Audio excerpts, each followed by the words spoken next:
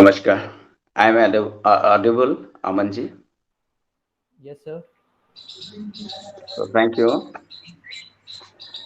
Namaskar. नमस्कार Pranam. Sir. Good morning to all of you with us. I give the respect to all of you.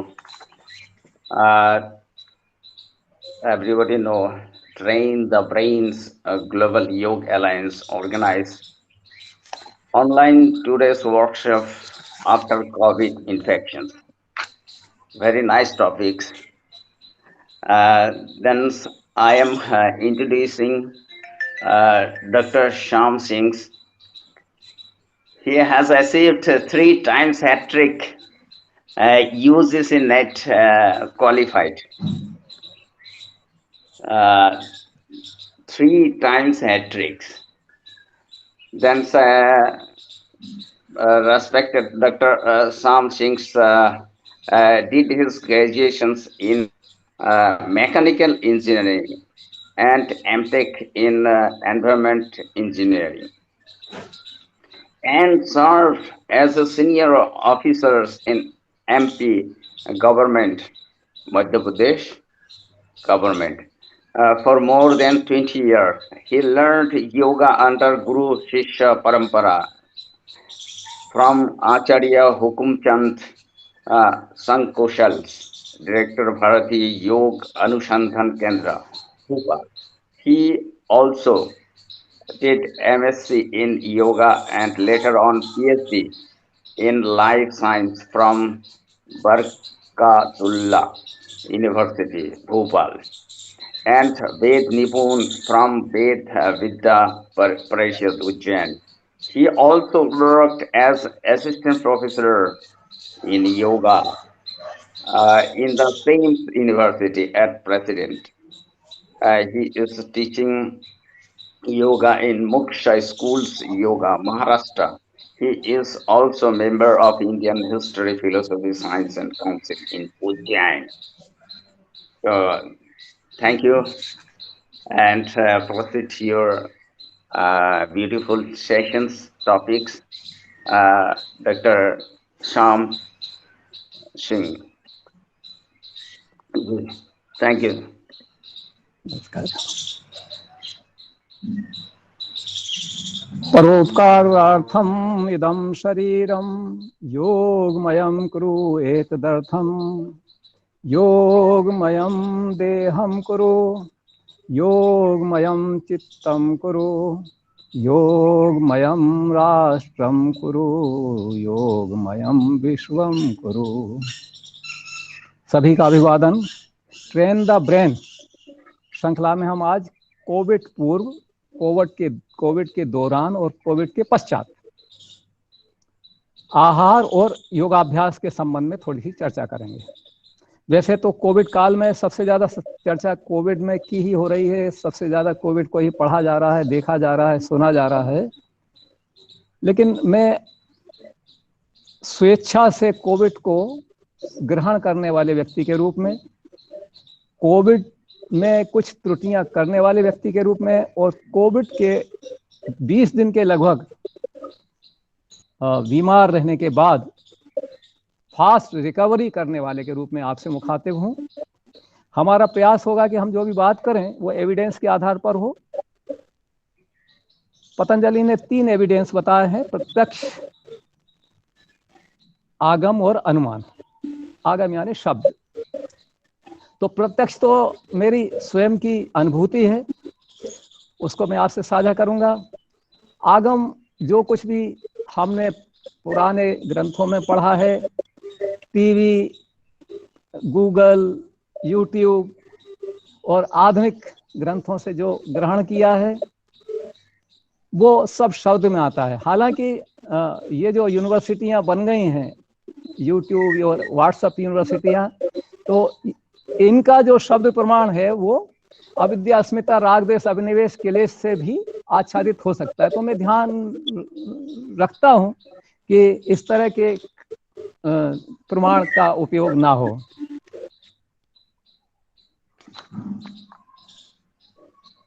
पांच इंद्रियों से जो हम अनुभूति करते हैं वो सब प्रत्यक्ष प्रमाण है। तो प्रत्यक्ष प्रमाण के हिसाब से मैं बात करूं तो कोविड से प्रोटेक्ट होने के दो मार्ग हैं, वैक्सीन और नेचुरल इन्फेक्शन। ये जो नेचुरली इन्फेक्टेड हो गए हैं वे भी प्रोटेक्टेड हो गए हैं, और जिन्होंने वैक्सीन लगा लिया वो भी प्रोटेक्ट हो गए। वैक्सीन आर्टिफिशियल प्रोटेक्शन है या इन्फेक्शन नेचुरल वैक्सीन है, इस तरह से हम कह सकते हैं। तो ये मेरी मान्यता थी, मेरी हाइपोथेसिस अभी भी है कि नेचुरली इन्फेक्टेड व्यक्ति जो है वो आर्टिफिशियली इन्फेक्टेड यानी वैक्सीन से इन्फेक्टेड व्यक्ति की अपेक्षा ज़्यादा इम्यूनाइज्ड रहता है, ज़्यादा सुरक्षित रहता है, ज़्यादा प्रोटेक्टेड रहता है। ये मेरी हाइपोथेसिस है ना। ये आप माने इसका मेरा कोई जोर नहीं है, लेकिन इस हाइपोथेसिस को टेस्ट किया जाए और फिर इसके रिजल्ट प्राप्त की जाए, ये मेरी वैज्ञानिकों से विनती है। वैसे भी न्यूयॉर्क टाइम्स के ऑनलाइन संस्करण में 17/11/2020 को एक स्टडी अपूर्वा मेडिविली की प्रकाशित हुई है, जिसमें कहा गया है कि उस समय 7 ही महीने हुए थे कोविड को, है ना, कि 7 महीने तक नेचुरल इन्फेक्टेड लोगों में इम्यून रिस्पांस बहुत तगड़ा पाया गया है। ऐसे ही नेचर पत्रिका के 24 मई 21 को प्रकाशित वाशिंगटन यूनिवर्सिटी के वैज्ञानिक एलिबेडी ने यह पाया कि SARS-CoV-2 natural infection induce long life bone marrow plasma cell in humans, कि हमारे जो प्लाज्मा सेल हैं उनमें लॉन्ग लिव मेमोरी सेल कायम रहते हैं, और हो सकता है कि वो जिंदगी भर के लिए होते हों। तो अभी एक चर्चा चल रही है नोबेल पुरस्कार लेने वाले ल्यूक मॉन्टेनियर की, फ्रांस के हैं, वो वैक्सीन के विरुद्ध हैं। वैक्सीन के विरुद्ध मैंने सुना है आइंस्टाइन भी थे, और सर आइजक न्यूटन का तो नहीं कह सकता, लेकिन मुझे जानकारी में जो है वो शर्लॉक होम्स, ये भी वैक्सीन के विरुद्ध थे। और आजकल भी बहुत सारे लोग वैक्सीन के विरुद्ध है। मैं कहीं वैक्सीन का कोई विरोध नहीं करना चाहता, सब अपने अपने तरीके से इसका उपयोग करें। जो असमर्थ हैं वो वैक्सीन लगवाएं, और जो समर्थ हैं वो, उनसे मैं क्या कहूँ। तो मैं अपनी इस हाइपोथेसिस को और आगे अपने इसमें जब मैं अनुमान प्रमाण की बात करूंगा तो और भी चीजें मैं आपके सामने प्रस्तुत करूंगा। यूएस तो मानता है कि नेचुरल वैक्सीन से आर्टिफिशियल वैक्सीन अच्छी है। फ्रांस मानता है कि नहीं, नेचुरल वैक्सीन जो है वो अगर लग गई है यानी इन्फेक्ट हो गए हैं तो एक ही डोज काफ़ी है।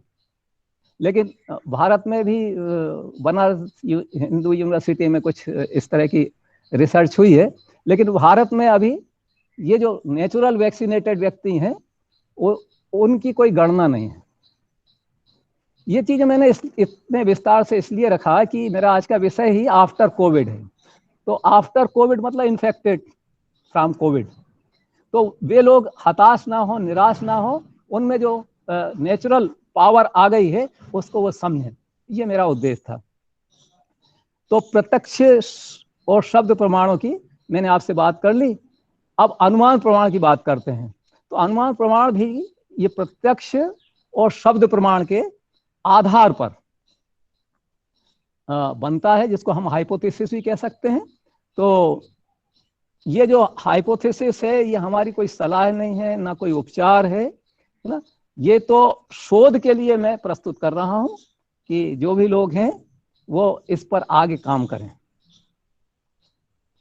आप इससे असहमत हो सकते हैं, लेकिन कृपया इसको अन्यथा ना लें। तो श्याम साधना का मैंने जिक्र किया था 30 मई के कार्यक्रम में। श्याम साधना यानी सेल्फ हेल्पिंग योग एंड मोटिवेशन। तो उसी चीज को मैं यहाँ पर भी आगे बढ़ाने की कोशिश करूंगा। तो हम इसकी 3 स्तरों पर चर्चा करेंगे। मैंने 3 स्तर उस समय भी कहे थे कि एक सेल का स्तर, एक बॉडी का स्तर और एक हमारा सामूहिक स्तर। तो ये तीनों स्तरों पर कोरोना ने काफ़ी नुकसान पहुंचाया है। बॉडी के स्तर पर हमारे पल्मोनरी और respiratory system, lungs, kidney, liver, है ना, डाइजेशन सिस्टम, नर्वस सिस्टम, इन पर दुष्प्रभाव डाला है। और सेल के स्तर पर जो हमारे सेल हैं उनको उनका ही मटेरियल लेकर के और उसने अपने आप को रेप्लिकेट किया है। और सामूहिक स्तर पर जन स्वास्थ्य हो, चाहे शिक्षा हो, चाहे इकोनॉमी हो, है ना, चाहे सामाजिक व्यवस्था है, इन सबको चौपट करने में कोई कसर नहीं छोड़ी है। तो तीनों स्तरों पर इस कोविड ने अपना प्रभाव डाला है।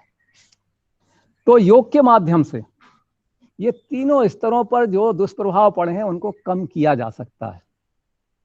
मैं योग नहीं बल्कि यान की बात करूंगा। यान यानी योग, वाई यानी योग, ए यानी आयुर्वेद और एन यानी नेचुरोपैथी। इन तीनों का एक सामूहिक स्वरूप है, वो मैं समझता हूं कि ज्यादा उपयुक्त होगा।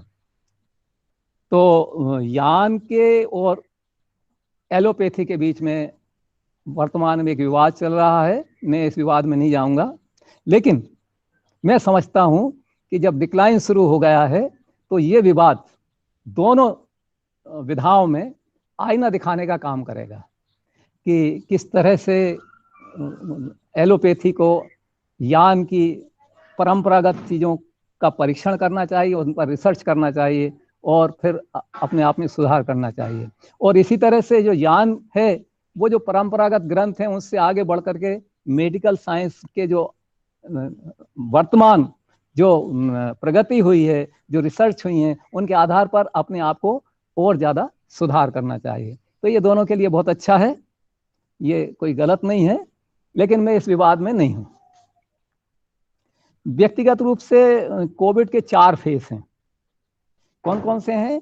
वायरल फेस है, पल्मोनरी फेस है, कॉम्प्लिकेशन फेस है। कॉम्प्लिकेशन फेस में तो बहुत सारी चीज़ें होती हैं, हाइपोक्सिया हो जाता है, हाइपर इन्फ्लेमेशन हो जाता है, साइटोकाइन स्टार्म हो जाता है, एनाफ्लेक्सिस, ये सब होता है। तो और चौथा फेस है आफ्टर कोविड। लॉन्ग हॉलर भी हो सकते हैं और साधारण सिम्टम के बाद में उससे निपटे हुए साधारण इन्फेक्टेड व्यक्ति भी हो सकते हैं। तो ये 4 स्तर हैं व्यक्तिगत तौर पर, और इसी तरह से समूह के स्तर पर भी 4 हैं। स्पार्क है, शुरुआत होती है, ग्रोथ होती है, पीक होता है और डिक्लाइन होता है। तो अभी ये डिक्लाइन फेस दूसरे वेव का चल रहा है, ऐसा मैं मानता हूं। तो ये जो यान है जिसमें योग की काफी बड़ी भूमिका है, वो पहले, दूसरे और चौथे फेस में काफी कारगर है। और तीसरा फेस जो है, जो कॉम्प्लिकेशन वाला फेस है और जो पीक वाला फेस है, उसमें एलोपैथी कारगर है। ये मेरा अपना निजी मत है, मेरी हाइपोथेसिस है। लेकिन जो चौथा फेस है उसमें एलोपैथी और यान का सम्मिलित अगर उपयोग किया जाए तो ज्यादा अच्छी तरह से, ज्यादा शीघ्रता से लोग रिकवर हो सकते हैं। तो ये मेरी इसके संबंध में थोड़ी सी चर्चा हुई। मेरा एक 4 जून को एक सेशन निर्धारित था, लेकिन श्री सुनील सिंह जी जो काफी विद्वान हैं, और उनका कार्यक्रम रखने के लिए मेरे से अनुरोध किया गया कि उनका कार्यक्रम रख लें, तो मैंने सहर्ष उसको स्वीकार किया। और 4 जून का एक महत्वपूर्ण सेशन श्री सुनील सिंह जी ने, जिन्होंने DD1 पर भी अपने कार्यक्रम दिए हैं, उनका है काफी उपयोगी सेशन था। तो वो आहार संबंधी सेशन जो था, वो मैं उस सेशन में जो खास खास चीजें हैं उनको इस चर्चा में सम्मिलित करने की कोशिश करता हूं।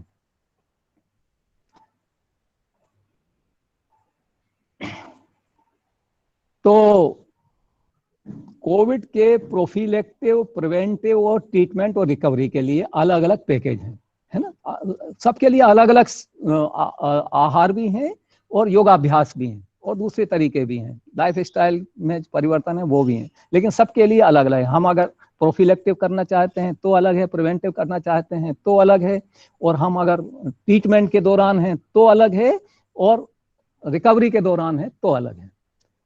तो इस पर थोड़ी सी चर्चा करेंगे कि ये जो हैं प्रोफिलेक्टिव और प्रिवेंटिव अभ्यास, इनमें इस तरह के अभ्यास होना चाहिए कि हमारे लंग्स के 5 लोब्स जो हैं वो उनको, उनका एक्टिवेशन हो, उनमें जो गड़बड़ी आई है वो दूर हो और उनकी क्षमता बढ़े। गड़बड़ी पहले भी हो सकती है, पहले भी हम फ्लू इत्यादि से संक्रमित हो सकते हैं, तो थोड़ी बहुत हो सकती है। तो उसके लिए हमको प्रोफिलेक्टिव फेज में उसकी कमी को दूर कर लेना चाहिए और अपने लंग्स की ताकत को बढ़ाना चाहिए, डायफ्राम की ताकत को बढ़ाना चाहिए। हमारे जो लिम्फ नोड्स हैं उनको सक्रिय कर लेना चाहिए, क्योंकि कभी भी कोई संक्रमण होगा तो लिम्फोसाइट्स ही हमारे काम आएंगे और लिम्फ में ही जाकर के मैक्रोफाज जो हैं वो हमारे WBC को सूचना देंगे, है ना। मैक्रोफेज क्या है कि एंटीजन प्रेजेंटिंग सेल है, तो वो जाकर के लिम्फ नोड में वो सूचित करते हैं, जो भी गल्फ करते हैं वो वायरस को, और अपने सरफेस पर उसको बताते हैं, और उससे हमारे जो टी सेल हैं, है ना, वो सेल सक्रिय होकर के और CD4 और CD8 सेल की तरफ को जाते हैं और ह्यूमरल और सेल मीडिएटेड इम्यूनिटी काम करती है, यानी कि हमारे जो साइटोटॉक्सिक्स टी सेल हैं वो हमारे जो सेल इन्फेक्टेड हो गए हैं उनको गल्फ करते हैं, और जो CD4 हैं वो बनाते हैं हमारी एंटीबॉडीज। 5 प्रकार की एंटीबॉडीज हैं, लेकिन इसमें IgG है ना एंटीबॉडी का विशेष महत्व है। तो इस तरह से इन सब चीजों में जो अभ्यास अपनी पूरी तैयारी पूर्ण तैयारी कराए वो प्रोफिलेक्टिव में करते हैं। तो अपने पास समय कम है ना, तो उस हिसाब से हम उसको थोड़ा सा संक्षिप्त करना चाहते हैं। जब हम संक्रमित हो चुके हैं, सिम्टम आने लगे हैं, तो स्ट्रेटेजी हमारी दूसरी होगी। उस समय हमको विश्राम पर पूरा ध्यान देना पड़ेगा। हम उस समय योगाभ्यास में अपनी ऊर्जा को बर्बाद नहीं करेंगे, है ना। प्रोटीन लेना पड़ेगा, हम कोई उपवास वगैरह नहीं करेंगे, और vitamin C, vitamin D, zinc और दूसरे न्यूट्रिएंट्स युक्त आहार लेने पर हमको ध्यान देना होगा। हल्का फुल्का आहार लेना पड़ेगा। उससे क्या होगा, उस अभ्यास से और उस आहार से हमारा जो लिम्फेटिक मूवमेंट है वो जो होगा वो अच्छी तरह से हो पाएगा। तो उस दौरान हमको बिल्कुल वैसे ही अभ्यास करना है जो हमारे लिम्फेटिक मूवमेंट को, हमारे नेजल और ओरल जो कैविटी हैं उसमें जो जमा गंदगी है, जो टॉक्सिन है, जो कफ है, उसको दूर करने के लिए आप उपयोगी हों, है ना। और तनाव घटाने वाले हों, नींद लाने वाले हों, है ना। विशुद्धि चक्र के आसपास की जो एंडोथेलियल लेयर है उसमें नाइट्रिक ऑक्साइड बढ़ाने वाले हैं। ये थोड़ी सी हम आगे चर्चा करेंगे। तो इस तरह के अभ्यास आवश्यक हैं जी। तो जब रिकवरी फेस आ जाता है तो उन्हीं अभ्यासों में धीरे धीरे कुछ बढ़ोतरी करते हैं। तो कैसी बढ़ोतरी करते हैं ये समय मिलेगा तो मैं थोड़ा सा डिमॉन्स्ट्रेशन भी करने की कोशिश करूँगा और आपको थोड़ा मैंने क्या किया वो बताने की कोशिश करूँगा। आपकी मर्जी, आप उसका पालन करें या ना करें, ये तो हमारी हाइपोथेसिस पर आधारित चीज़ें हैं, उनका आपको परीक्षण करना है। अब मैं थोड़ी सी आहार की चर्चा करता हूँ जो 4 तारीख को करना थी। तो कुछ जरूरी न्यूट्रिएंट्स जो कोरोना वायरस के द्वारा पहुंचाई जाने वाली क्षतियों को दूर करे, कोरोना वायरस से बचाए, है ना, उनके बारे में बात करते हैं। तो हम जो आहार लेते हैं उससे तो हमारा नाइट्रिक ऑक्साइड बैलेंस होता है, बोन मैरो में बी सेल अच्छी तरह से प्रशिक्षित होते हैं, है ना, जो ट्रेंड होते हैं बोन मैरो में, वो उसमें हमारा आहार का बहुत बड़ा योगदान होता है। और जो थाइमस में ट्रेंड होते हैं टी सेल, उनमें भी हमारे आहार का बड़ा योगदान होता है। तो हमारे आहार के द्वारा ही हम एंजियोजेनेसिस को अच्छी तरह से हमारे शरीर में सुचारू रूप से कर सकते हैं। एंडोथेलियल लाइनिंग जो कोरोना से क्षतिग्रस्त हो जाती है उसको रिपेयर कर सकते हैं। एंटी इन्फ्लेमेटरी तत्व भी हम अपने आहार में ले सकते हैं।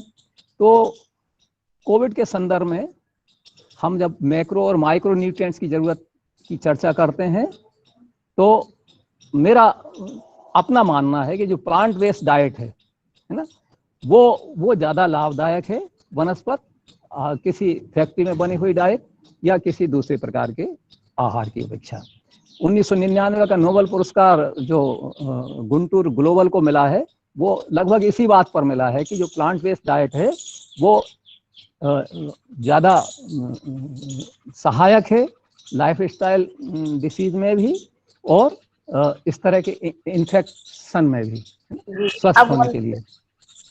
जी, तो अब मैं सबसे पहले प्रोटीन की बात करता हूं कि जो कुछ भी चक्कर चल रहा है कोविड के संघर्ष में, वो प्रोटीन का, प्रोटीन के द्वारा और प्रोटीन के लिए संघर्ष है। ये सब कुछ प्रोटीन के लिए हो रहा है, चाहे वो कोविड कर रहा हो, चाहे हमारे इम्यूनिटी सेल कर रहे हों। इसलिए आहार में प्रोटीन की आपूर्ति जरूरी है कोविड से लड़ने के लिए। तो प्रोटीन हल्का हो, जल्दी पचने वाला हो। हमारे भारतीय परिवेश में मूंग की दाल कही जाती है, लेकिन उसमें थोड़ा सा ध्यान रखें कि गाढ़ी ना हो, और उसके ऊपर जब गर्म होने पर, जब उबलने पर जो झाग निकलता है, वो झाग निकाल दिया गया हो, क्योंकि उस झाग में यूरिया होता है या यूरिक एसिड बनाने की संभावना होती है। तो खादरवली ने, जो पद्म सम्मान से विभूषित हैं, उन्होंने मिलेट को बहुत अच्छा बताया, और विशेषकर फर्मेंटेड मिलेट को प्रोटीन का अच्छा सोर्स बताया है। इसके अलावा नट्स वगैरह भी हैं। मांसाहार थोड़ा भारी हो जाता है, और जो डेयरी प्रोडक्ट हैं वो भी थोड़े भारी हो जाते हैं, है ना। तो जब हमारी पाचन शक्ति बहुत अच्छी है तो इनका भी उपयोग कर सकते हैं। दूसरा, विटामिन ए के बारे में बात करें कि विटामिन ए कैसे कोविड के संदर्भ में महत्वपूर्ण है। विटामिन ए क्या म्यूकस बढ़ाता है, हमारे जो एंडोथेलियल लाइनिंग है उसमें म्यूकस हमारी बैरियर इम्यूनिटी को के एक अंग है।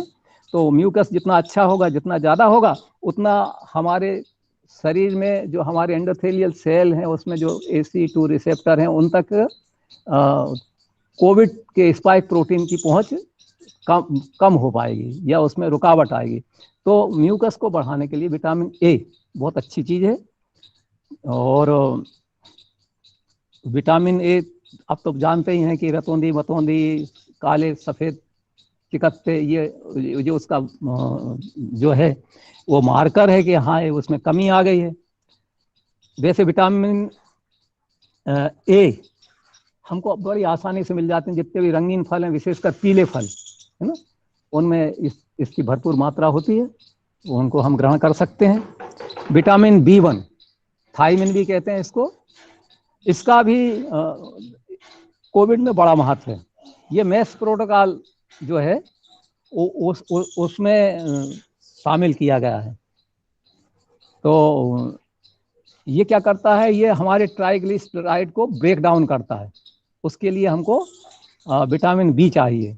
हमारा ATP बनाने में, DNA RNA के बनाने में इसका विटामिन ए का विशेष महत्व है। तो विटामिन ए काय में मिलता है, विटामिन बी, थायमिन की बात कर रहे थे, है ना। तो थायमिन जो है वो मिलता है कड़वे पदार्थों में, जो थोड़े से कड़वे होते हैं, कसैले होते हैं ना, उन पदार्थों में, जैसे करेला है, कालमेघ है, कलौंजी है, चिरायता है, शहद है, दालचीनी है, इनमें मिलता है। तो इन चीज़ों को अगर हम शामिल करेंगे तो थायमिन भी हमारे आहार में शामिल हो जाएगा। दूसरा, एक और विटामिन बी कॉम्प्लेक्स में से एक और विटामिन B12 है ना, उसका भी जो है हमारे इसमें कोविड के संदर्भ में विशेष महत्व है।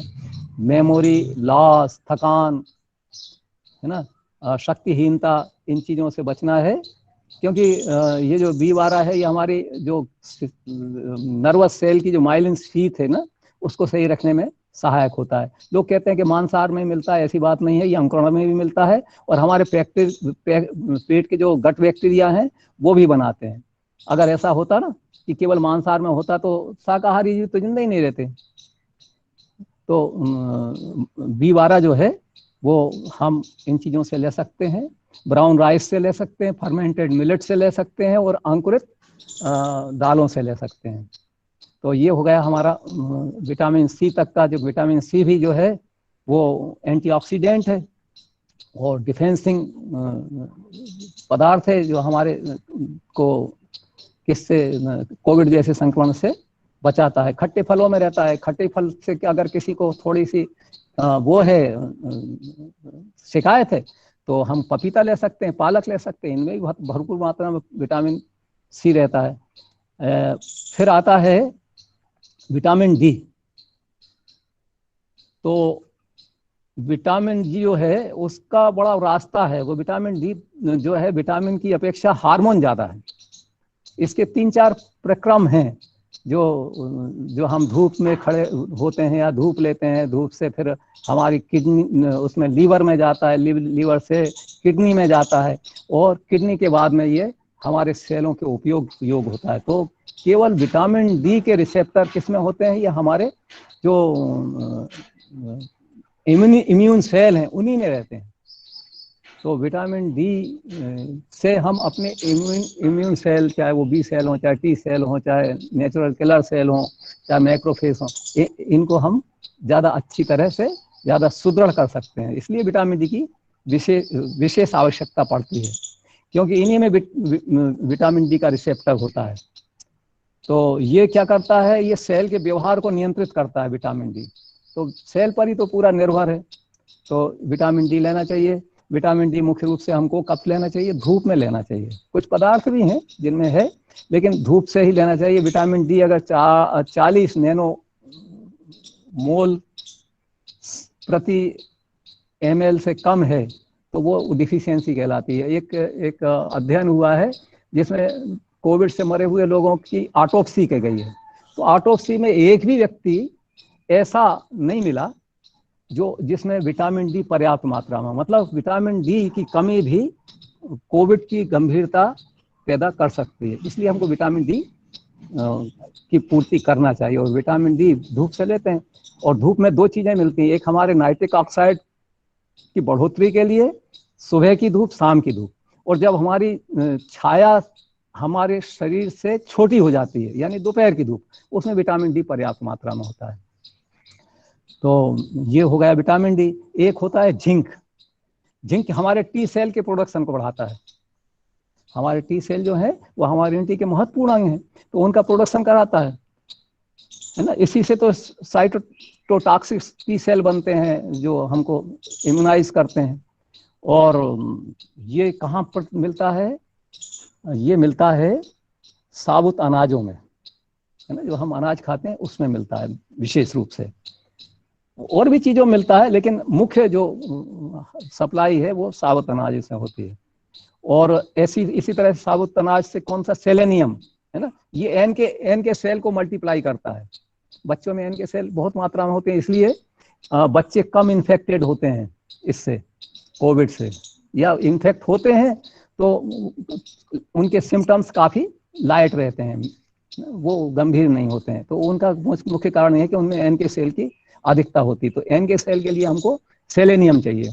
ऐसे और भी बोरान भी चाहिए, एफी भी चाहिए, मतलब आयरन भी चाहिए, ऐसे बहुत सारी चीजें चाहिए। और ये हमको कहाँ से मिलती हैं? हमको मिलती हैं हमारे आहार से। और आहार में कहाँ से आते हैं? आहार में प्लांट से आती हैं। और प्लांट में कहाँ से आती है? प्लांट में खेत से आते हैं। तो खेत में ही अगर ये चीज नहीं होंगी तो हमारे प्लांट में नहीं आएंगी, प्लांट में नहीं आएंगी तो आहार में नहीं आएंगी, आहार में नहीं आएंगी तो हमको नहीं मिलेंगी। तो ये जो साइकिल है इसको पूरा करने के लिए हमको क्या करना है? हमको खेत में पैदा करना है। खेत में बहुत सारा डाला हुआ है, खेत में ये सारे मिनरल्स भरपूर मात्रा में है, लेकिन इनको फिक्स करने वाली बैक्टीरिया हमने खत्म कर दी है। तो मेरा जो श्याम साधना में, सेल्फ हेल्पिंग योग एंड मोटिवेशन साधना में यही अनुरोध रहता है कि हम वह भोजन करें जो नेचुरल तरीके से, ऑर्गेनिक तरीके से उपजाया गया हो। क्योंकि केमिकल तरीके से उपजाया गया जितना भी अनाज है वो उस अनाज में इन तत्वों की कमी रहती है। तो ये हमारे किसानों का भी कर्तव्य है और हम उपभोक्ताओं का भी कर्तव्य है कि हम अपने किसानों को बाध्य करें, उनको इतना अच्छा लागत मूल्य दें कि वो उस प्रोत्साहित हों और वो चीज पैदा करें। तो इस तरह की जो बीमारियां, इसके अलावा कैंसर भी उसी कारण हो रहे हैं, तो इन सबसे बच सकें। तो ये मेरा आग्रह जो 30 तारीख का कार्यक्रम था उसमें भी था और इसमें भी है। अब कुछ चीजें हमको किसके लिए चाहिए? जैसे हमारे घर में कुत्ता है, बिल्ली है, बैल है, गाय है, घोड़ा है ना। इनके लिए भी तो हम कुछ राशन लाते हैं। इस तरह से हमारे शरीर में गट बैक्टीरिया है ना, तो उन गट बैक्टीरिया को भी हमें कुछ आहार में देना चाहिए। तो वो भी बहुत जरूरी है, क्योंकि जब हम कोविड से ग्रस्त हो जाते हैं तो अधिकांशतः हमको एंटीबायोटिक दिए जाते हैं और एंटीबायोटिक में हमारे गट बैक्टीरिया समाप्त हो जाते हैं। और अगर जब कोविड फैल रहा है और हमारे गट बैक्टीरिया कम है तो भी हमारी इम्यूनिटी कम होती है। गट बैक्टीरिया बहुत सारी चीजें बनाते हैं, B12 बनाते हैं, K2 बनाते हैं, जो विटामिन है जिसका इम्यूनिटी में विशेष महत्व है ना। गट बैक्टीरिया बहुत सारे हार्मोन्स बनाते हैं, बहुत सारे एंजाइम बनाते हैं और बहुत सारे काम करते हैं, क्योंकि वो हमारे साथ में हिल मिल गए हैं। उनके बिना हम और हमारे बिना वो उनका कोई अस्तित्व नहीं है। तो गट बैक्टीरिया अगर खत्म हो गए तो गट बैक्टीरिया जिस चीज में होते हैं वो चीज ली जाए, उसको प्रोबायोटिक कहते हैं। जैसे दही है या कोई भी फर्मेंटेड चीजें हैं, है ना। और गट बैक्टीरिया अगर अंदर हैं और उनको उनकी आवश्यकता के अनुसार भोजन नहीं मिल रहा है तो उसके लिए हमको फाइबर लेना चाहिए, क्योंकि सेलुलोज वो खाते हैं। और उसके लिए वो चीजें लेना चाहिए जो गट बैक्टीरिया के मरने के बाद शरीर में होती हैं, क्योंकि वही उसका भोजन है। तो जैसे जलेबी है और जैसे ये टोस है, इडली है, डोसा है, इस तरह की चीजें ये प्रीबायोटिक्स हैं। तो तो इस तरह की चीजें थोड़ी बहुत मात्रा में ली जाना चाहिए। अब एक चीज की मैं बात करूंगा, वो है एनो यानी नाइट्रिक ऑक्साइड। तो नाइट्रिक ऑक्साइड का बहुत बड़ा महत्व है। ये सिग्नलिंग अणु है, संकेत देता है। और 1998 में लुइस इग्नेरो को उनकी खोज के लिए इस पर नोबेल प्राइज भी मिला। ये गैस है और इसकी हाफ लाइफ जो है वो 1 सेकंड से भी कम है, लेकिन ये बहुत जरूरी है।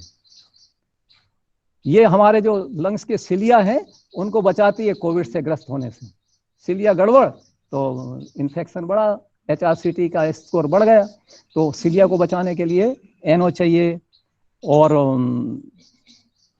क्लाट रोकने के लिए भी इसका काम, इसकी महत्वपूर्ण भूमिका है। BP को कम करने के लिए भी इसकी महत्वपूर्ण भूमिका है। ऐसे जो एनो है उसकी जरूरत है, लेकिन एनो हम सीधे नहीं ले सकते। एनो के लिए कुछ 3 तरीके हैं। पहला तरीका है कि L-आर्जिनिन से लें, है ना। तो L-आर्जिनिन जिन चीजों से बनता है वो चीज अपने भोजन में ले लें, है ना। भोजन में क्या ले सकते हैं? भोजन में हम नाइट्रेट वाला पदार्थ ले सकते हैं, क्योंकि ये जो प्लांट्स हैं, है ना, ये पूरा नाइट्रोजन का खेल होता है। और नाइट्रोजन की उसके लिए ये अपने पत्तों में, फल में, फूल में और जड़ों में, सब में नाइट्रेट को सुरक्षित रखते हैं। यानी प्लांट बेस्ड डाइट है, उसमें नाइट्रेट रहता है। नाइट्रेट से हमारा जो मुंह का जो सलाइवा है वो उसको नाइट्राइट में बदल देता है। अंदर भी कुछ सलाइवा है वो नाइट्राइट में बदल देता है। और नाइट्राइट से L-आर्जिनिन बनता है और L-आर्जिनिन से नाइट्रिक ऑक्साइड बनता है। तो इसलिए हम अपने भोजन में प्लांट बेस्ड डाइट की अधिकता रखेंगे तो हमारा नाइट्रिक ऑक्साइड का लेवल बना रहेगा, जो हमको कोविड जैसे संक्रमण से बचाएगा। और एक और चीज बहुत अच्छी है कि जो एनो है वो हमारे इस क्षेत्र के जो एंडोथेलियल लेयर्स हैं उसके सेल बहुत बनाते हैं। और ये तो वैज्ञानिक तथ्य है, काफी इस पर रिसर्च हुई है कि हम जो हमिंग करते हैं या भ्रामरी प्राणायाम करते हैं, उज्जाई प्राणायाम करते हैं, प्रणव प्राणायाम करते हैं, तो इसमें जो वाइब्रेशन होते हैं इस क्षेत्र में, उसके कारण इस क्षेत्र के जो सेल हैं, हमारे रेस्पिरेटरी सिस्टम के सेल हुए या ये इस क्षेत्र की जो दूसरी एंडोथेलियल लेयर्स हैं उनके सेल हुए, ये भारी मात्रा में नाइट्रिक ऑक्साइड बनाते हैं। और नाइट्रिक ऑक्साइड जो है वो अगर पर्याप्त मात्रा में है तो कोविड की दाल नहीं गलती। कोविड के द्वारा जो क्षति पहुंचा दी गई है वो भी ठीक हो जाती है। तो इस तरह से मैंने थोड़ी सी चर्चा की आहार की। अब थोड़ी सी चर्चा मैं करता हूं मेरी खुद की कहानी की, कि मैंने जैसे आपसे निवेदन किया कि मैं मानता हूं कि नेचुरल वैक्सीनेशन यानी इन्फेक्ट होना ज़्यादा अच्छा है। तो मैं खुद होकर के इन्फेक्ट होने की तैयारी में रहा, मैंने वैक्सीन नहीं लगवाया। फरवरी में मैंने बेस लाइन जो बायोमार्कर्स हैं वो सब टेस्ट करा लिए कि जब मुझे इन्फेक्शन होगा तो इनमें क्या फर्क आता है। तो वो मैंने देखा। तो क्या देखा कि प्लेटलेट कम हो गए, हीमोग्लोबिन कम हो गया, जो 14 के लिए लगभग रहना चाहिए था, रहता था, वो 8-9 तक पहुंच गया, है ना। SGPT और SGOT ये 90 के ऊपर पहुंच गए। CRP भी 10 के लगभग हो गया। तो ये परिवर्तन आए किसमें, कोविड के काल में मुझ में, क्योंकि उस समय भी मैंने ये सारे बायोमार्कर का बहुत सारी चीजें और भी करवाई। तो मैंने जो दुस्साहस किया है ना, ऐसा दुस्साहस करने के लिए मैं आप लोगों में से किसी को प्रेरित नहीं करना चाहता। मेरे पूरे परिवार को संक्रमण हुआ था, लेकिन पूरे परिवार को मैंने vitamin C, vitamin D, zinc और ये जो कड़वी चीजें हैं ये, और एक दवाई, उस दवाई का नाम नहीं लूंगा, तो वो उन लोगों ने खाए और वो 3-4 दिन में ही ठीक हो गए। मैंने नहीं खाई। तो मैंने नहीं खाई, तो फिर मैंने कुछ गलतियां की। मैंने एक गलती क्या की कि मैंने उपवास रखा, लंघन किया। मैंने गलती क्या की, मैंने गलती की कि मैंने कुंजल किया। मैंने गलती क्या की, मैंने गलती की कि जब मेरे नेजल और ओरल कैविटी में आया होगा कोविड होगा, वायरस होगा, तब मैंने क्या, उज्जाई प्राणायाम कर लिया, तेजी से अंदर सांस लेने वाले तीव्र भस्त्रिका इत्यादि कर लिए। तो ऐसा मेरा मानना है, ये मेरी हाइपोथेसिस है, इस पर आप काम कर सकते हैं। तो उसमें वो डीप चला गया, और तो मेरे को उसने नुकसान पहुंचाया। मेरे जो इंटेस्टाइन है उसमें पहुंचा, मेरे लंग्स में पहुंचा, और मेरे ब्रेन में भी उसने असर डाला। मेरी शक्ति को बिल्कुल खत्म कर दिया, और 103-104 का बुखार आ गया। उस बुखार में मुझे उल्टियां हुई, और उल्टियों के 3-4 दिन तक लगातार रहने से मेरी हालत खराब हुई। फिर मुझे अस्पताल मेरे परिवार के लोग ले गए। ये मेरी कहानी है। तो मेरी गलतियां है ना, जो हम योग साधक कहते हैं कि ये नहीं छोड़ना चाहिए, तो कुछ चीजें ऐसी हैं जो उस समय छोड़ देना चाहिए जब हम संक्रमित हो गए हैं। ये मेरा मानना है। अब इस पे सहमति असहमति ये आपका काम है। तो मैं जब अस्पताल चला गया तो बहुत सारे टेस्ट किए, MRI किया, HRCT किया, सोनोग्राफी किया, और पेट के अंदर जो वो करते हैं एंडो, जो अंदर का जो फोटोग्राफी करते हैं, एंडोस्कोपी, वो किया। तो जी हाँ, है ना। तो इस तरह की चीजें हुई। 3-4 दिन में मेरी हालत ठीक हो गई, और मैंने छुट्टी ली। छुट्टी लेने के बाद जब मेरी उल्टी खत्म हो गई, तो मुझे विश्वास हो गया कि अब मैं इस रिकवरी कर लूंगा। तो रिकवरी में मैंने कैसे रिकवरी की, ये थोड़ी सी मैं आपसे चर्चा कर लेता हूँ।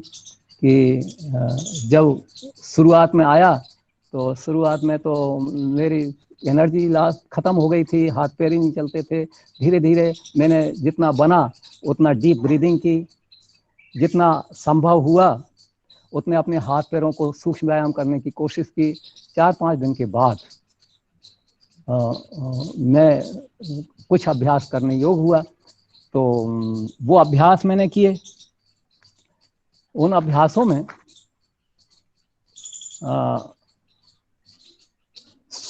जो है वो मैं अपने पूरा वो विवरण आपको देता हूँ कि क्या क्या परेशानियां हुई थी और क्या क्या मैंने किया था।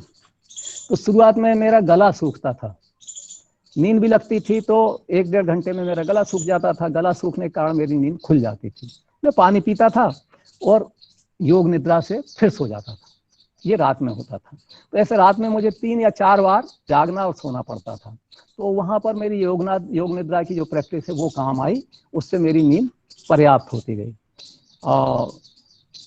और जब मैं थोड़ा सा सक्षम हुआ, तो मैंने सुबह ऊषापान करना शुरू किया। ऊषापान के बाद में हल्के अभ्यास किए, जिसमें महाप्रभु रामलाल के जीवन तत्व साधन के कुछ अभ्यास, स्वामी देवमूर्ति जी के जो मेरुदंड के अभ्यास हैं वो, थोड़े से लघु शंख प्रक्षालन के अभ्यास, ये ऊषापान के बाद किए। उससे मेरे सोच में कोई दिक्कत नहीं आई। मेरा पेट बहुत अच्छी तरह से साफ हुआ, और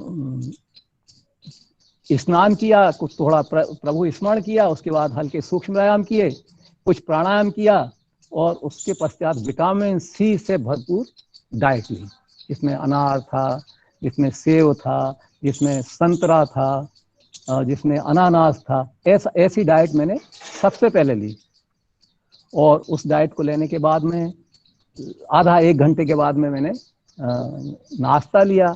नाश्ते में पूरा न्यूट्रिएंट्स भी थे और प्रोटीन की भी अधिकता थी।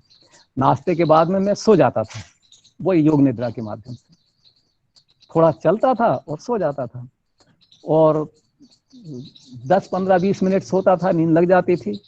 और उसके बाद अपना थोड़ा सा 4-5 दिन के बाद में थोड़ा सा अध्ययन भी मेरा शुरू हो गया था।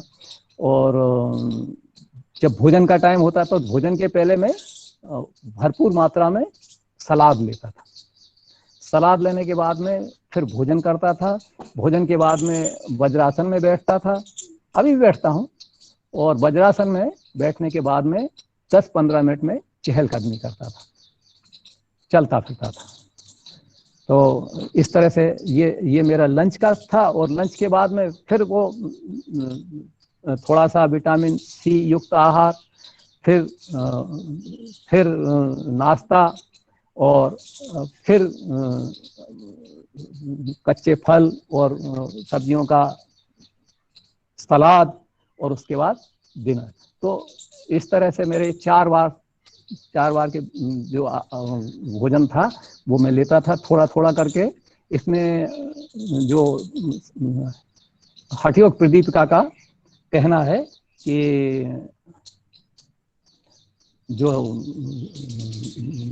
भोजन है वो कैसे करो, मिताहार करो। कम करता था, है ना, इतना नहीं करता था कि मुझे दिक्कत हो, नींद में दिक्कत हो या अभ्यास में दिक्कत हो, इतना नहीं करता था। और आयुर्वेद में जो हिताहार कहा है उसका ध्यान रखता था कि कोई विरोधी चीजें आपस में ना हो जाएं, जैसे दूध के साथ में तरबूज खरबूज ना हो जाएं, या कोई दूसरे खट्टे फल ना हो जाएं। तो इस तरह की, दूध तो मैंने लिया ही नहीं था, लेकिन ये जो आपस में जो फल हैं ये भी एक दूसरे के विरुद्ध आहार के अंतर्गत आते हैं, तो उसका मैंने थोड़ा सा ध्यान रखा था। और इसी तरह से आहार के समय का ध्यान रखा, आहार के लेने के तरीके को ध्यान रखा कि आहार जैसे क्या कहते हैं कि पानी को खाओ और भोजन को पियो। मैंने कोशिश की कि भोजन इतना पतला हो जाए कि आसानी से वो पीने योग्य हो जाए, और पत्तेदार सब्जियां, फल फूल जिनमें पानी की अधिकता हो, ऐसी चीजें भोजन में लें। तो पानी को खाया था। तो इस तरह से मैंने भोजन में ध्यान रखा, कुछ थोड़ा सा उसका ध्यान रखा,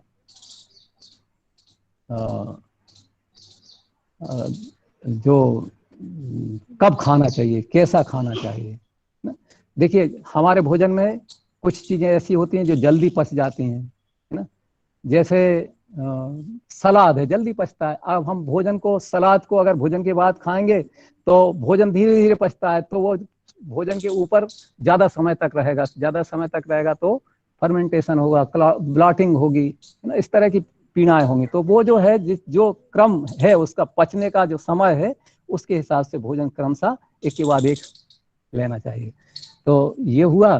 फिर मैंने क्या अभ्यास किए, तो मैंने अपने 30 तारीख के कार्यक्रम में उन अभ्यासों के बारे में थोड़ी सी चर्चा की थी कि सुबह उठ करके उषा पान करके हमने वो जो देव मूर्ति जी के जो मेरुदंड के अभ्यास हैं, वो महाप्रभु रामलाल जी के जो जीवन तत्व साधन के अभ्यास हैं, वो कुछ मेरे अपने, और कुछ शंख प्रक्षालन के अभ्यास, ये उषापान के पश्चात किए। और जब भी हाजत हो जाती थी तो वो अभ्यास बीच में छोड़ देते थे, कोई जरूरी नहीं कि पूरा करें, है ना, या सोच के निवृत्ति के बाद आकर के उनको पूरा करें, फिर उनको नहीं करते थे। फिर मेरे जो अभ्यास मैंने 30 तारीख को बताए थे कि देह जागरण अभ्यास, वो किए। सूक्ष्म व्यायाम किए, जो हम गर्दन से लेकर के और पैर की उंगलियों तक के जोड़ों को याद करते हैं, और उन अभ्यासों को पेंडुलम के अनुसार इस तरह, है ना, और घड़ी की सुई के अनुसार क्लॉकवाइज और एंटी क्लॉकवाइज ऐसे घुमाते हैं। तो वो अभ्यास किए। तो उन अभ्यासों के बाद मैं अपने आप को पूरी तरह से मानता हूँ कि रिकवरी हो गई है। और ये तो मेरा अनुभव था, आप माने या इससे कुछ सीख लें या ये आपका निर्णय है। तो ये मैंने थोड़ा सा निवेदन किया और धीरे धीरे मैंने अभ्यासों को बढ़ाया। पिछली बार मैंने युवाओं के लिए कुछ अभ्यास प्रस्तुत किए थे, तो वो जो अभ्यास हैं, है ना, मैं उन अभ्यासों तक पहुंच गया हूं। उनमें क्या है, सूर्य नमस्कार है, चंद्र नमस्कार है, तो उनका थोड़ा सा डिमॉन्स्ट्रेशन करने का या उनको बताने का मेरे कुछ साथियों का अनुरोध था। तो ये अभी अपने पास समय है, तो उनमें से कुछ अभ्यास मैं आपको बताता हूँ। ये आपको बिल्कुल नहीं करना है, कदापि नहीं करना है, आपकी अपनी सामर्थ्य है, आपकी अपनी पूर्व अभ्यास है ना। जो लोग कोविड से ग्रस्त हो गए हैं, पहले क्या करते थे वही करें, कोई नई चीज ना करें, है ना। तो मैं कोविड के पहले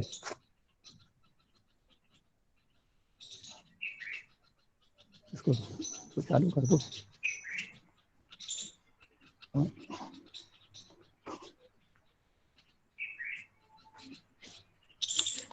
तो कोविड के पहले मैं जिन अभ्यासों को करता था, सप्ताह में लगभग 2-3 आवृत्तियां उनकी हो जाती थी। सारे के सारे एक दिन नहीं करता था, कभी कोई सा कर लिया, कभी कोई सा कर लिया, इस तरह से होता था। तो उनमें से मैं, चलिए इसको हटा देता हूँ।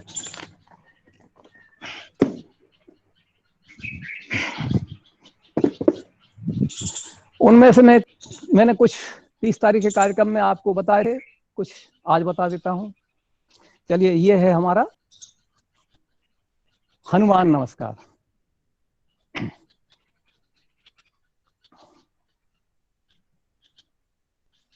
ओम अतुलित बलधामम हेम शैलावदेहम धनुजवन कृशानुम ज्ञानी नाम अग्रगण्यम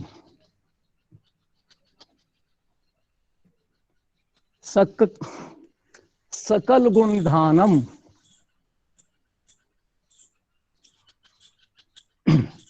वानराणाम धीसम रघुपति प्रिय भक्तम वात जातम नमामि। ओम मनोजवम मारुतुल्य वेगम जितेन्द्रियम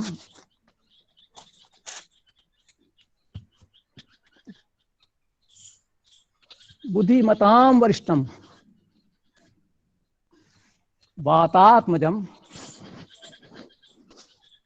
वानर यूथ मुख्यम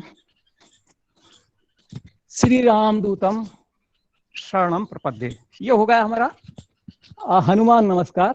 इसकी 4-5 आवृत्तियां करके ये जो हमारी लिम्फ सिस्टम है, यहाँ होता है लिम्फ, यहाँ होता है लिम्फ, यहाँ होता है लिम्फ, है ना। तो इस सिस्टम को एक्टिवेट करने की कोशिश करता हूँ। एक और अभ्यास करके बताता हूँ आपको, ये आपको नहीं करना, ये मेरा बार बार निवेदन है ना। ये सर्वांग नमस्कार।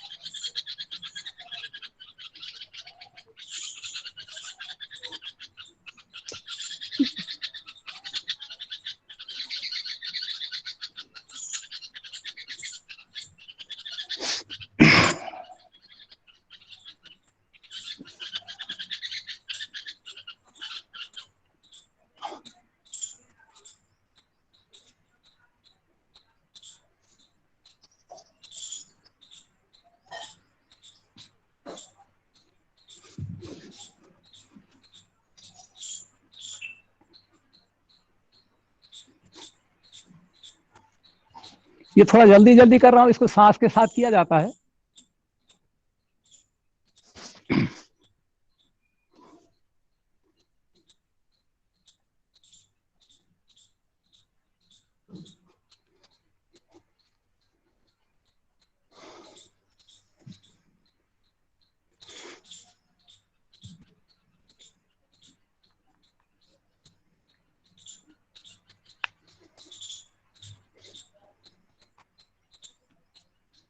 ये युवकों के लिए है और खिलाड़ियों के लिए है, या आप आम जनता के लिए नहीं है।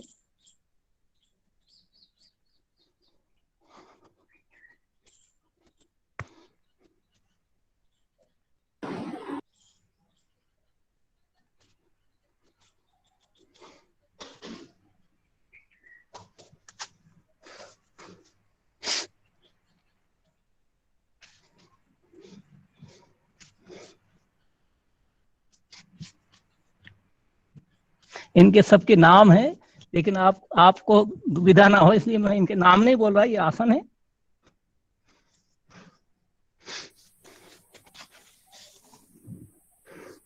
जैसे वो टिट्टिब आसन था, ये कच्छप आसन है।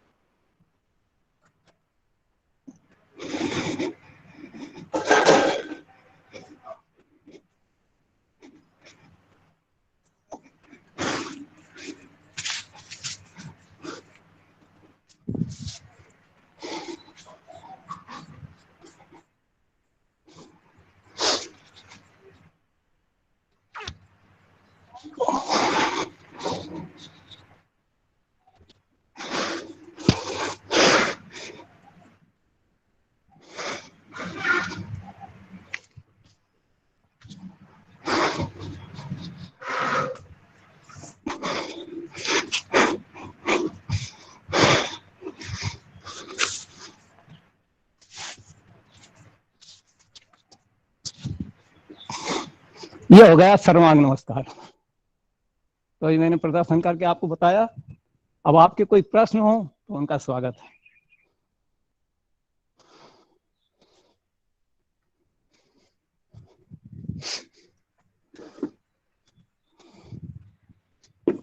नमस्कार सर, मैं आपसे नमस्ते ये जी। पूछना चाहती हूँ कि जी मैं आपसे पूछना चाहती हूँ कि कितने दिन शुरुआत में नहीं करना है कोई भी आसन जब कोविड से ग्रसित हो जाते हैं, देखिए, कितने दिन बाद आसन, शुरू करना है? जी जी, आप जो सोते हैं वो भी एक आसन है, आप जो बैठते हैं वो भी एक आसन है। तो आसन से आप पीछा नहीं छुड़ा सकते, है ना। तो कुछ ऐसी सरल चीजें जैसे अंगुलियों को मोड़ना, खोलना, गोल गोल घुमाना, ये अगर बन जाते हैं तो ये हम दूसरे तीसरे दिन से कर सकते हैं, और धीरे धीरे इनको बढ़ाना है। ये हमारी सामर्थ्य, शक्ति, उस पर ही निर्भर करता है। अपनी शक्ति का उल्लंघन ना करें। जहां पर कोई दर्द हो, जहां किसी तरह की कोई तकलीफ हो, वो सीमा तक नहीं जाना है। Thank you. नमस्कार सर। जी नमस्कार।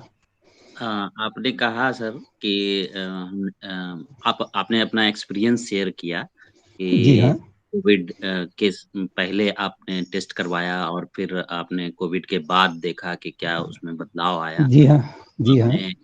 और आपने जो है दवाई वगैरह का इस्तेमाल नहीं किया शुरुआत में। जी हाँ। जी और हाँ। तो सर आप तो योग का अभ्यास रेगुलर बेसिस पर कर रहे हैं, लेकिन जी बहुत हाँ। सारे लोग जो है वो जी नहीं हाँ। कर पाते हैं जी योग का हाँ। अभ्यास। जी तो जी। ऐसे में जो दवाई लेना अच्छा रहे या जो है नहीं नहीं, आहार जी हाँ। जी से हाँ। और योग अभ्यास से ही ये मतलब वो देखिए, जी हाँ, मेरा मेरा मेरा क्या निवेदन था शुरू में, प्रोफिलेक्टिव, यानी जब किसी तरह का कोई संक्रमण हमको नहीं हुआ है ना, तब के कुछ अभ्यास हैं, तो वो अभ्यास हम कर सकते हैं।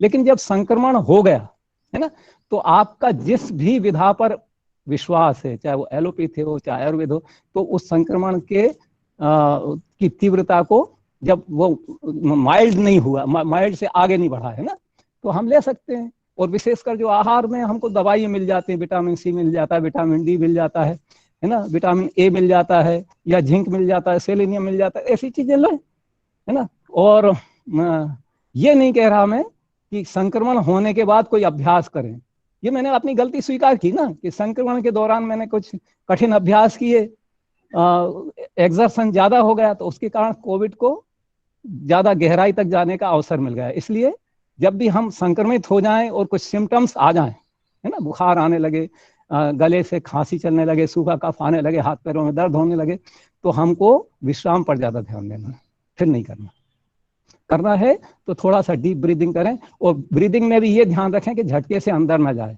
और ब्रीदिंग में जो बाहर निकालने वाली चीज है उसको जोड़ दें। जैसे हम पेट के को जब स्ट्रोक मारते हैं तो कपालभाति हो जाता है ना, और इसी चीज को जब हम मुंह से करें तो मेरी ऐसी हाइपोथेसिस है कि ये अभ्यास कुछ लाभ दे सकते हैं, लेकिन ये अभ्यास लाभ नहीं देंगे, या ये नहीं देगा, ये अभ्यास उस दौरान लाभ नहीं देंगे। तो इसमें थोड़ी सी मेरी मान्यता मैंने आपको बताई, अब ये अपना अपना अनुभव है, अपना निर्णय है जी।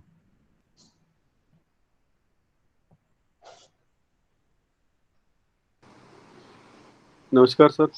जी नमस्कार।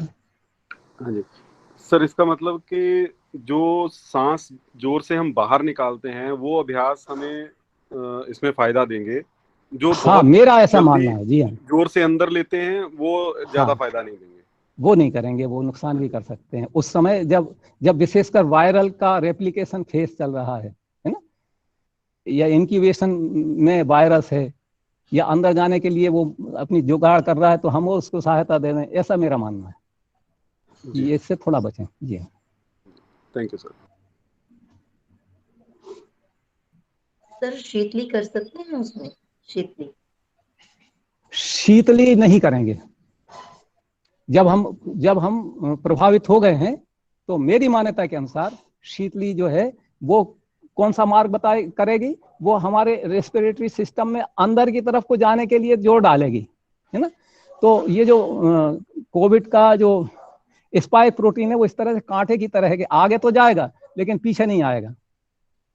तो किसी झटके को, किसी अंदर जाने की तरीके को हम जितना रोक सकें उतना रोकें, ऐसा मेरा मानना है। अब ये तो और हमारे इस श्रृंखला में बड़े बड़े विद्वानों ने अपने अपने विचार व्यक्त किए हैं, उनका हो सकता है कि इस संबंध में और अच्छी तरह से आपको बताएं।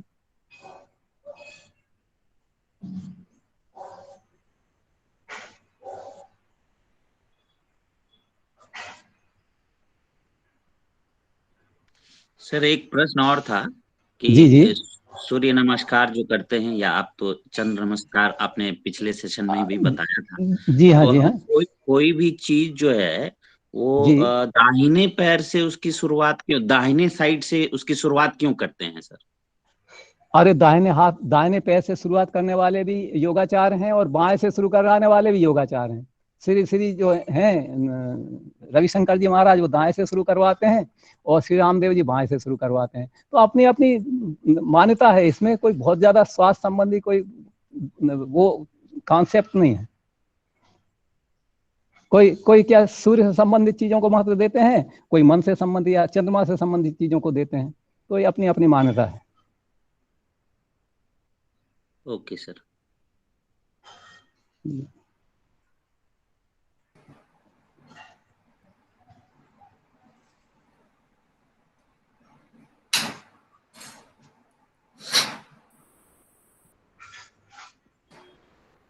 किसी और के कोई और प्रश्न? जी एक और you are too good in Asna.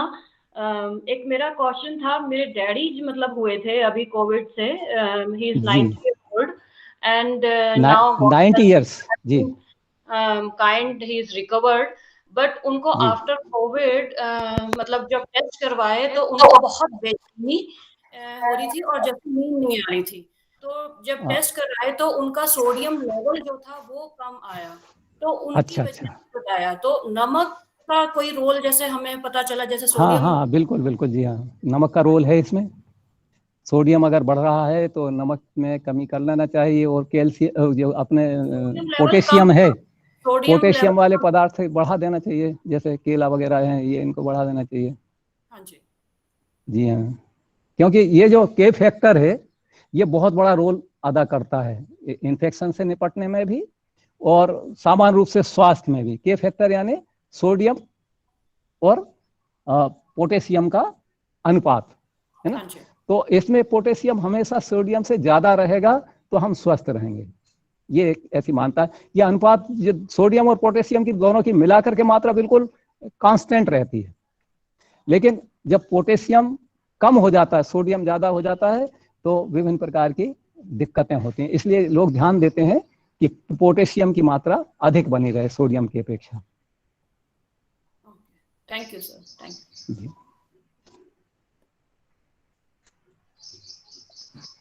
Sir Hariom, प्रणाम सर। हरिओम सर। सर मेरा एक क्वेश्चन है कि जी आप इतने श्रेष्ठ योग अभ्यासी हैं, और आपके जी गुरुजी सनकुशल साहब बहुत बड़े योग अभ्यासी थे, जी फिर हाँ उनका स्वर्गवास हो गया, ये कोविड के कारण हमारे बीच नहीं रहे। तो जी हाँ क्या गलतियां हुई? आप तो इतने बड़े योग अभ्यासी हैं कि हाँ हाँ। आप लोग इससे संक्रमण से बचाव नहीं कर सके अपना। देखिए मैं थोड़ा सा आपसे निवेदन करूं कि मेरे गुरुदेव जो हैं वो एक तरह से भविष्य दृष्टा भी थे। वो 2 महीने पहले उन्होंने बोल दिया था कि 25 अप्रैल के बाद मैं अपना शरीर छोड़ूंगा। 2 महीने पहले बोल दिया था, ऐसा उनके परिवार में लोगों का कहना है। और जब वो चाहे कोविड से संक्रमित हुए हों या अन्य कोई समस्या से ग्रसित हुए हों, तो उन्होंने अपने शरीर को उसके लिए तैयार कर लिया था। ऐसा तैयार कर लिया था कि जो भी चीज मुंह से तो वो लेते ही नहीं थे, उपवास रखे हुए थे, कुछ नहीं खा रहे थे। तो डॉक्टरों ने उनको ड्रिप के माध्यम से देने की कोशिश की, तो ड्रिप्स से भी जो भी दवाई दी गई उसको उन्होंने स्वीकार नहीं किया। वो उनके पैरों में और दूसरे अंगों में बढ़ती गई, वो सूज गए। तो वो चीज उन्होंने ग्रहण नहीं की। उनकी खुद की इच्छा थी कि अब हमको शरीर त्यागना है और हमारा उद्देश्य पूरा हो गया है, इस तरह का उनका खुद का निर्णय था। हालांकि हम सीख के लिए कह सकते हैं कि उन्होंने कोई दवाई नहीं ली, वो खुद दूसरों को कोविड की दवा देते थे, कोरोना से ठीक करते थे, लेकिन वो दवा उन्होंने खुद नहीं ली। जब उनके परिवार ने खूब जोर डाला तो फिर वो बाजार से उन्होंने कुछ जड़ी बूटियां मंगवाई भी थी, लेकिन वो मंगवाने के बाद उनका पूरा प्रोसेस नहीं किया, उसको बनाया भी नहीं और लिया भी नहीं। और दुर्भाग्य ये है कि वो हमारे प्रदेश के मुख्यमंत्री जी के भी गुरु रहे हैं, लेकिन किसी भी राजनीतिक व्यक्ति ने उनको सही उपचार दिलाने की चेष्टा नहीं की। ये थोड़ा सा दुख का विषय है। अब मैं मतलब किसी की आलोचना नहीं कर रहा, लेकिन आजकल जो समीकरण बने हुए हैं वो समीकरण मानवता की अपेक्षा इकोनॉमिक्स और ये जो राजनीति है, ये जो वोट बैंक है, इसकी तरफ ज्यादा झुके हैं। चलो ये तो मेरा अपना निर्णय, अपना विचार था। ये आप लोगों को इसमें विवाद में नहीं पड़ना चाहता मैं जी। सर बहुत बहुत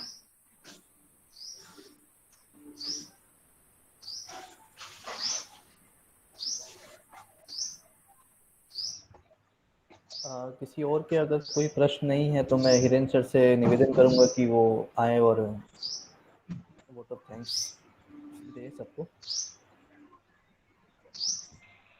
आई एम ऑडिबल? जी हाँ जी हाँ। Thank you. बहुत अच्छे सेशन था आफ्टर कोविड का, और अपना डॉक्टर जी हमें बहुत अच्छी तरह इनको समझाया, उनका एक्सपीरियंस अपने डाला, जो हाइपोथेसिस का बात बोला, बहुत अच्छा किया। तो हम लोग सावधानी बरते और कोविड से बचे। तो कोविड से बचने का ऐसे तो डायरेक्ट जो देख रहा हूँ, डायरेक्ट उपाय कोई नहीं है। कोई भी किसी को भी इफेक्ट हो सकता है, लेकिन हमें सावधानी ये बरतना है हमें किस चीजों से बचना है, किस चीजों से हमें अपनाना है, ये हम लोग जान चुके हैं ज्यादातर ज्यादा। हमने जो सिंपल सा एक चीज जाना, तो जो ये इन्फ्लुएंस का फैमिली एक वायरस है, वो हमारा शरीर के अंदर जल्दी फैल जाता है। तो उससे बचने के लिए जो बोला है सर ने, इतना सुंदर करके, शाम सर ने इतना सुंदर करके बोला है, हमें एक्सेलिंग ज्यादा करना है। यानी कि हमें बाहर करना है, जो वायरस हमारा अंदर गया उसको बाहर करना है। यानी कि एक्सेलिंग को ज्यादा करना है, इनहेलिंग नहीं करना है। अगर अंदर में और भी ज्यादा इनहेलिंग करेंगे तो भीतर चले जाएंगे, हम सर्कुलेशन के अंदर चले जाएंगे। बहुत अच्छा इन्होंने एकदम क्लियर बोल दिया। तो हमें उसी तरह बचना है। और जो इनहेलिंग का बात कहा, जो हमें वार्म चीज जैसे कि स्टीम इनहेलिंग करना है, तो इससे बहुत अच्छा फायदा होगा। तो बहुत अच्छा, थैंक यू। सबको शुभकामनाएं, और अच्छे रहे, हेल्दी रहे। सर्वे भवन्तु सुखिनः, सर्वे सन्तु निरामया, सर्वे सर्वे भद्राणि भद्राणि पश्यन्तु मा कश्चित् दुःखात्। सुखी रहे, आनंद रहे, सुखमय रहे। इस कोरोना से हम जूझे और जय ही हो, हाँ, फाइट करें। Thank you to all of you. Thank you धन्यवाद। सर। Thank you sir. धन्यवाद थैंक यू सर। सभी का थैंक यू अभिवादन। Sir. Thank you ma'am, thank you. Thank you ma'am.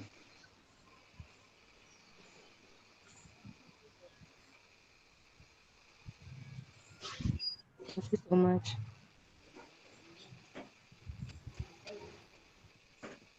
Thank you sir.